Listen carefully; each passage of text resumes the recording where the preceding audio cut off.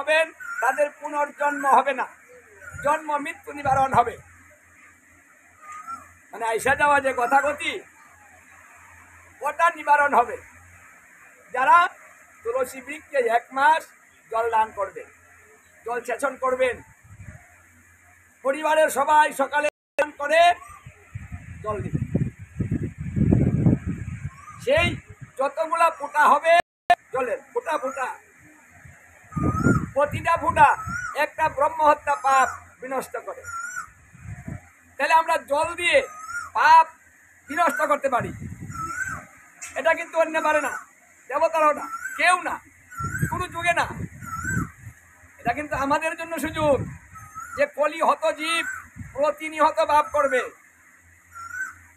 আমাদের পাপ বেশি হবে। কারণ আমরা মনটাকে এমন বানিয়েছি কারো ভালো দেখতে পারি না, হিংসাত্মক করায়।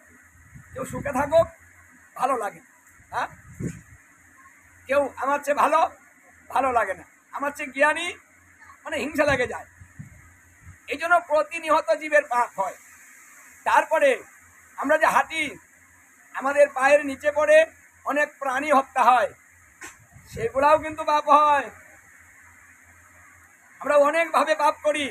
তাহলে এত পাপ যদি আমাদের সহজে হয়, তাহলে মুক্ত হব কি করে? ভজন তো নেই, ভজন তো মান চাই, করতে চাই না, তাই না? হরিনাম করতে চাই, সাধুগুরু বৈষ্ণবের সঙ্গ করতে চাই, বৈষ্ণব সেবা দিতে চাই, গীতা ভাগবত অধ্যয়ন করতে চাই, গীতা ভাগবত শ্রবণ করতে চাই, একটু প্রণাম করতে চাই, কিচ্ছু করতে চাই, ধর্ম করতে চাই। তাহলে আমাদের পাপগুলা কি করে বিনষ্ট হবে? তাহলে জীবকে কি করে উদ্ধার করব? তাহলে ভগবান তো সব কিছু নিয়ে চিন্তা করতে হয়। এই চিন্তা থেকেই তিনি ভেবে দেখলেন যে ওদের পাপ বিনষ্ট করার জন্য কিছু কিছু সহজ পন্থা দিতে হবে। কঠিন দিলে ওরা করবে না। এই কলির জীব সস্তা জিনিস চায়, দামি জিনিস ভালো লাগে না। কি দামি জিনিস ভালো লাগে? যদি কোনো গুরুদেব এসে বলে যে তুই আমারে 50,000 টাকা দিবি, বলছে গুরুদেব আপনি লাগবে না, চলে যান, আরেকটা গুরু দেবে।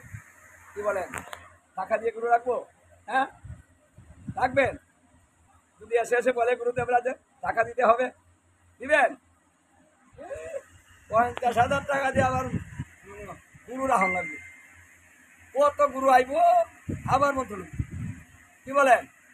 মানে দামি জিনিস ছেড়ে দিব, সস্তা জিনিস ধরবো।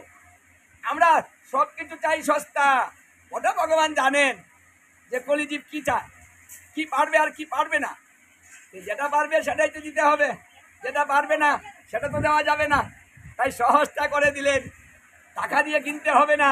হ্যাঁ, মোটরটা ছেড়ে দিবেন, কলটা চেপে আনবেন, অথবা দিঘিতে করে আনবেন, যে কোনোভাবে একটু জল সংগ্রহ করবেন, সেই জলটা ঢেলে দিলেন। জলটা নিয়ে কিন্তু বসে থাকতে হবে না। সস্তাটা কি একটু হয়েছে? যে জলটা যদি নিজে ফোঁটা ফোঁটা করে দিতে হতো তাহলে তো কষ্ট হতো। হ্যাঁ, কে তাকে এত সময় বসে আমরা করতাম না। এই জন্য ভগবান ব্যবস্থা করে দিলেন যে ওটা ঢেলে দিয়ে তোমার কাজ শেষ, প্রণাম করে চলে আসো। তারপরে কি হবে? এর চাইতে আরো সহজ কোনো ধর্ম হতে পারে? এত সস্তা ধর্ম, এত আরামের ধর্ম, তারপরেও মন চায় না, তারপরেও করি না, তারপরেও ভালো লাগে না, তারপরেও বলি সময় নাই। সময় নাই বিদায় তো ব্যবস্থা। সময় যখন ছিল মানুষের তখন তো এই ব্যবস্থা ছিল না। যখন সময় ছিল, আয়ু ভালো ছিল, তখন হাজার হাজার বৎসর তপস্যা করে ধর্ম করার সুযোগ সুবিধা করে দিয়েছিল। করো, আয়ু আছে, তোমার সময় আছে হাতে, তুমি লম্বা ধর্ম করো। হাজার হাজার বৎসর তপস্যা, কত কষ্ট, সস্তা নয়। ত্রেতা যুগেও বিশাল আয়োজন যজ্ঞ করতে হতো, সস্তা ধর্ম ছিল না। তারপর যুগে পুজো অর্চনা করতে হতো, সস্তা ছিল না। এবার সস্তা হয়েছে। সময় নাই, সময় লাগবে না, জলটা দিয়ে চলে যাও, প্রণামটা করে চলে যাও। মনের কথা গোবিন্দকে বলে চলে যান যে হে গোবিন্দ, আমার সংসার চালাতে কষ্ট হয়, আমার কাজ করতে হয়, তোমার কাছে বসে তোমাকে সময় দিব, সময় তো আমার কাছে নেই।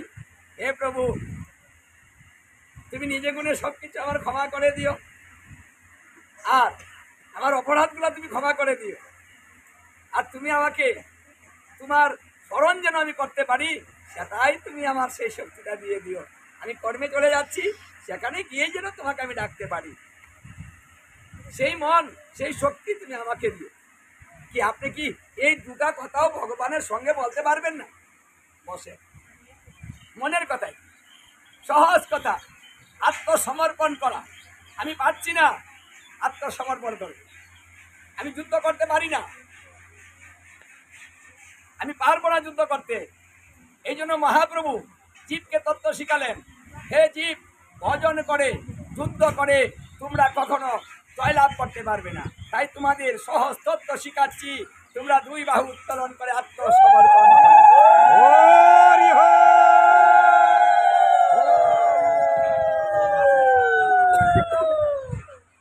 তাহলে কোনটা ভালো? যদি যুদ্ধ না করে আত্মসমর্পণ করলে হয়ে যায়, তা আমরা কি এটাও করতে পারবো না? মনের কথা তো কারো কাছে বলতে নেই, গুরু গৌর গোবিন্দ তিনজনের কাছে বলতে